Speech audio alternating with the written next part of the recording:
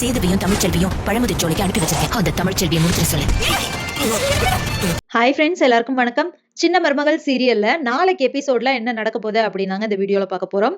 தமிழ்ச்செல்வியும் சேதுவும் ஒன்னா சேர்ந்தா அவங்க கையாலே வேல் சாத்துறேன் அப்படின்னு சொல்லிட்டு நான் வேண்டியிருக்கேன். அந்த வேல் ரெடி ஆயிருச்சு, வைர வேல் அப்படின்னு சொல்லிட்டு ராஜாங்கம் சொல்றாரு.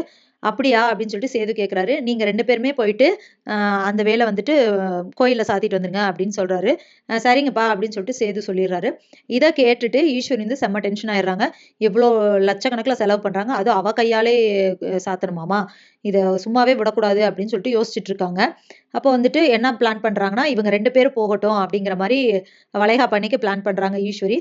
அப்போ வேற ஆட்களை வச்சு அந்த வேலையும் திருடிட்டு அப்படியே இதே ஏதோ ஒரு பிரச்சனை பண்ணி தமிழ்ச்செல்விக்கு ஏதாவது இது பண்ணி விட்டுறலாம், இனிமே இந்த வீட்டுக்கு வர விடாதபடி அவளை கொண்டுறலாம், ஏதாவது பண்ணிடலாம் அப்படின்னு சொல்லிட்டு பிளான் பண்றாங்க. ஏன்னா வந்துட்டு தமிழ்ச்செல்வி கிட்ட சாவியை கொடுக்கலாம் அப்படின்னு சொல்லி வீட்டுல எல்லாரும் பேசிட்டு இருக்காங்க. சோ அவ கையில சாவி போச்சுன்னா ஏன் எதுக்குன்னு சொல்லிட்டு நம்மகிட்ட எல்லாமே கேள்வி கேட்பா. அதனால வந்துட்டு இதோட அவ கதையை முடிச்சு விட்டுறணும் அப்படின்னு சொல்லிட்டு அவங்க மகிட்ட சொல்றாங்க. இப்ப என்னம்மா பண்றது அப்படின்னு சொல்லி அவங்க பொண்ணு கேக்குறாங்க. வளகாப்பு அன்னைக்கு அவங்க 2 பேர்த்தையும் கிளப்பி அனுப்புவோம், பேசாம இரு அப்படின்னு சொல்லிட்டு இவங்க வேற ஆள் கூலிப்பட அந்த மாதிரி ஆட்களை ரெடி பண்ணிடுறாங்க.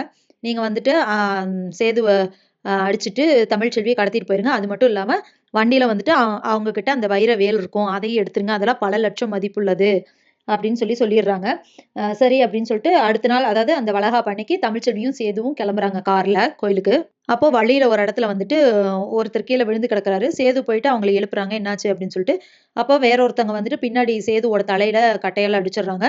இதை பார்த்துட்டு தமிழ்ச்செல்வி இறங்குறாங்க. ஐயோ ஏங்க என்னாச்சு அப்படின்னு சொல்லும்போது சேது வந்துட்டு இரு தமிழ்ச்செல்வி அப்படின்னு சொல்லி கூப்பிடுறாங்க. அதுக்குள்ள வேற 2-3 பேர் வந்துட்டு தமிழ்ச்செல்வி திரும்ப அதே காருக்குள்ளே போட்டு அடைச்சிடுறாங்க. அப்ப சேது கூப்பிடுறாங்க. ஆனா தமிழும் வந்துட்டு இறங்கி வர முடியல. அவங்க தமிழ்ச்செல்வியை உள்ள அந்த காருக்குள்ளே வச்சு புடிச்சு அந்த வண்டியவே எடுத்து திரும்ப கூட்டி அவங்கள கடத்திட்டு போயிடுறாங்க.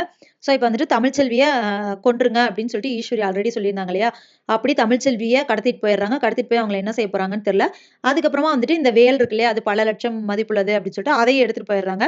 சோ இதுக்கப்புறம் தமிழ்ச்செல்வி தப்பிச்சு வருவாங்களா, சேது வந்துட்டு பொழைச்சு வந்து தமிழ்ச்செல்வி காப்பாத்துவாரா, இல்ல என்ன நடக்க போகுது, இதுக்கெல்லாம் காரணம் வந்துட்டு ஈஸ்வரி தான் அப்படின்னு தெரிஞ்சா ராஜாங்கத்தோட ரியாக்ஷன் எப்படி இருக்கும், இதுக்கப்புறம் என்ன நடக்க போகுது அப்படிங்கறதையும் இனி வர்ற வீடியோல ஒன்னொன்னா பார்க்கலாம் ஃப்ரெண்ட்ஸ். அது வரைக்கும் வெயிட் பண்ணுங்க. நன்றி, வணக்கம்.